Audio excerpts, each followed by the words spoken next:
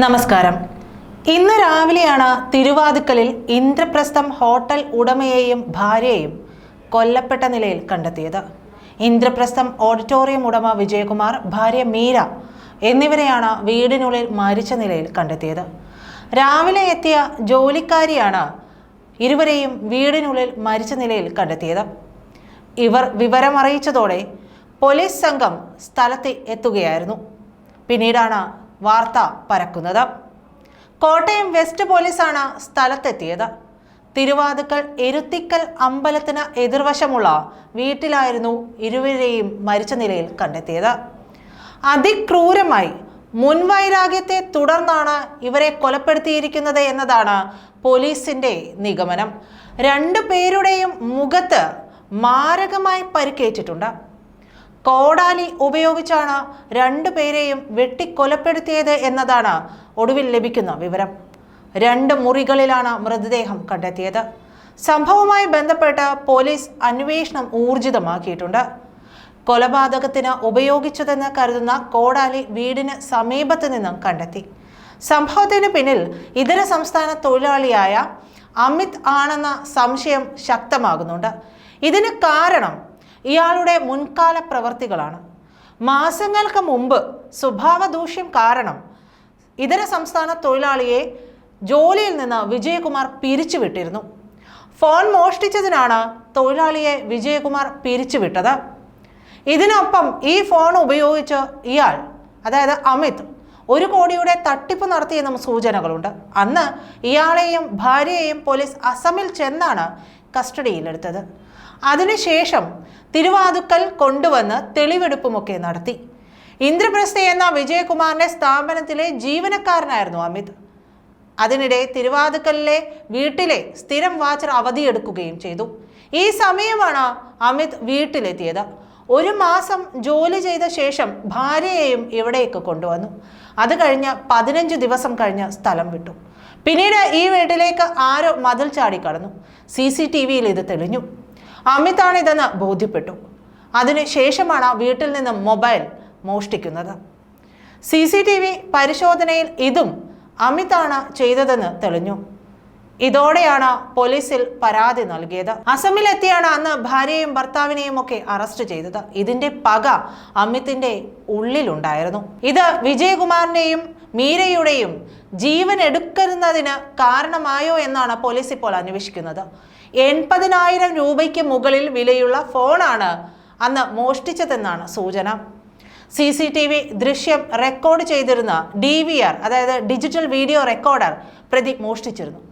വീടിന്റെ മുന്നിൽ CCTV ഉണ്ട്. ഈ CCTVയുടെ വിവരങ്ങളെല്ലാം ശേഖരിക്കുന്ന DVR ആണ് അന്ന് അമിത് മോഷ്ടിച്ചത്. വീട്ടിലെ ജോലിക്കാരനായിരുന്നത് കൊണ്ട് തന്നെ CCTV ഉണ്ട് എന്ന് മനസ്സിലാക്കിയാണ് അമിതിന്റെ നീക്കമെന്ന് പോലീസ് സംശയിക്കുന്നത്. ഇതുകൊണ്ടാണ് മുമ്പ് താൻ പിടിക്കപ്പെടാൻ കാരണം CCTV ആണെന്ന് അമിതിന് ബോധ്യമുണ്ടായിരുന്നു. ഇതിനിടയിൽ തിരുവാതുക്കലിൽ ഇരട്ടക്കൊല നടന്ന വീട്ടിലെ കിണർ പരിശോധിക്കാൻ ഒരുങ്ങുകയാണ് പോലീസ്. കിണറ്റിലെ വെള്ളം വറ്റിച്ച് പരിശോധന നടത്താനാണ് തീരുമാനം. CCTV, DVR അടക്കം കണ്ടെത്താനുള്ള തിരച്ചിലിന്റെ ഭാഗമായിട്ടാണ് ഈ പരിശോധന നടക്കുന്നത്. കിണറിന്റെ പരിസരത്ത് പ്രതി എത്തിയതിന്റെ ലക്ഷണങ്ങൾ പോലീസിന് ലഭിക്കുകയും ചെയ്തിരുന്നു. കാൽപ്പാടുകളും പേപ്പർ കഷ്ണങ്ങളും കിണറിനരികിൽ കണ്ടെത്തിയിട്ടുണ്ട്. അതിനിടയിൽ മറ്റൊരു കാര്യം കൂടി ഇതിൽ പറയേണ്ടതുണ്ട്. വിജയകുമാറിന്റെ മകൻ ഗൗതം വിജയകുമാർ ദുരൂഹ സാഹചര്യത്തിൽ മരിച്ചത് 2017 പോലീസ് വെറുമൊരു ആത്മഹത്യയായി എഴുതി തള്ളിയ കേസിൽ ആ അച്ഛൻ നിയമപോരാട്ടം തുടർന്നു. ഒടുവിൽ 2025 ഫെബ്രുവരി 19 ഹൈക്കോടതി നിർണായക ഉത്തരവിട്ടു. CBI അന്വേഷിക്കണമെന്നതായിരുന്നു അത്. അങ്ങനെ മാർച്ച് 21 CBI FIR ഇട്ടു. കേസ് അന്വേഷണം സജീവമാക്കാൻ CBI എത്തുമ്പോൾ പരാതിക്കാരനും ഭാര്യയും മരിച്ചിരിക്കുന്നു.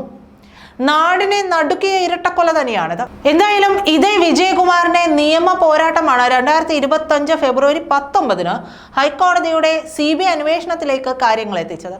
2017 ജൂണിൽ കോട്ടയത്ത് റെയിൽവേ ട്രാക്കിൽ മൃതദേഹം കണ്ടെത്തിയ 28 വയസ്സുള്ള യുവാവിന്റെ സംശയാസ്പദമായ മരണത്തിൽ ദുരൂഹതകൾ ഏറെയായിരുന്നു. തിരുവനന്തപുരം ടെക്നോ പാർക്കിൽ ബിസിനസ് നടത്തിയിരുന്ന കോട്ടയം വേളൂർ സ്വദേശിയായ ഗൗതം വിജയകുമാറിന്റെ മരണത്തിൽ ഇന്നും വ്യക്തതകൾ വന്നിട്ടില്ല. 2017 ജൂൺ 2 വൈകുന്നേരം 7:15 വിജയകുമാറിന്റെ ഏക മകൻ ഗൗതം കോട്ടയം പുളിമൂട്ടിൽ ജംഗ്ഷനിൽ ഒരു സുഹൃത്തിനെ കാണാൻ തന്റെ കാറിൽ വീട്ടിൽ നിന്നിറങ്ങുന്നു. രാത്രി 8 മണിയോടെ അമ്മയെ വിളിച്ച് താൻ തിരിച്ചു വരികയാണെന്ന് അറിയിച്ചു. എന്നാൽ തിരിച്ചു വന്നതേയില്ല. കാണാനില്ലെന്ന് പോലീസിൽ പരാതിയും കൊടുത്തു. പിറ്റേന്ന് കോട്ടയത്തെ കാരിത്താസ് ആശുപത്രിക്ക് സമീപമുള്ള ഒറ്റക്കപിൽമാവ് റെയിൽവേ ഗേറ്റിന് സമീപമുള്ള റെയിൽവേ ട്രാക്കിന് സമീപം ഗൗതമിന്റെ മൃതദേഹം കണ്ടെത്തുന്നു. ലെവൽ ക്രോസിംഗിന് സമീപം ഏകദേശം 240 മീറ്റർ അകലെ പാർക്ക് ചെയ്ത നിലയിൽ കാറും കണ്ടെത്തി. സീറ്റുകൾ മുഴുവൻ രക്തക്കറകൾ നിറഞ്ഞിരുന്നു. പിൻസീറ്റിൽ നിന്ന് ഒരു കത്തിയും കണ്ടെടുത്തു. ഈ കണ്ടെത്തലുകൾ ഉണ്ടായിരുന്നിട്ടും ലോക്കൽ പോലീസ് കേസ് ആത്മഹത്യയാണെന്ന നിഗമനത്തിലെത്തി. ട്രാക്കിന് സമീപമാണ് മൃതദേഹം കണ്ടെത്തിയത്.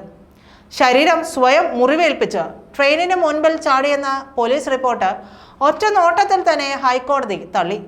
ജസ്റ്റിസ് കൗസർ എടപ്പകത്തിൻ്റെതായിരുന്നു വിധി. കഴുത്തിലും നെഞ്ചിലുമേറ്റ ആഴത്തിലുള്ള മുറിവിനെ കുറിച്ച് ഹൈക്കോടതി വിധിയിൽ വ്യക്തമായ പരാമർശങ്ങളുണ്ട്. ഈ 2 മുറിവുമാണ് മരണകാരണമെന്ന പോസ്റ്റ്മോർട്ടം റിപ്പോർട്ടിലും വ്യക്തം. അതുകൊണ്ട് തന്നെ ഇതൊരു കൊലപാതകമെന്ന നിഗമനത്തിലാണ് ഹൈക്കോടതിയും എത്തിയത്.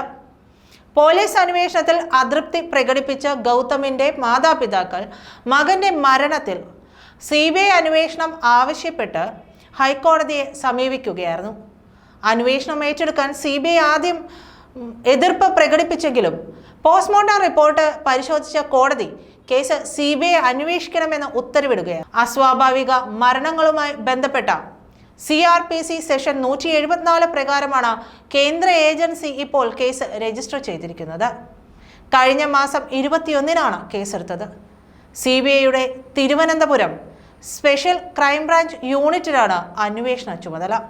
മൊഴിയെടുക്കലിലേക്ക് കാര്യങ്ങൾ അടുക്കുകയായിരുന്നു. അതിനിടെയാണ് വിജയകുമാറും ഭാര്യയും മരിക്കുന്നത്. ഹൈക്കോടതി വിധി പരിശോധിച്ചാൽ വലിയ അട്ടിമറി ഗൗതമിന്റെ മരണത്തിലുണ്ടായിരുന്നു എന്നത് വ്യക്തം. നന്ദി.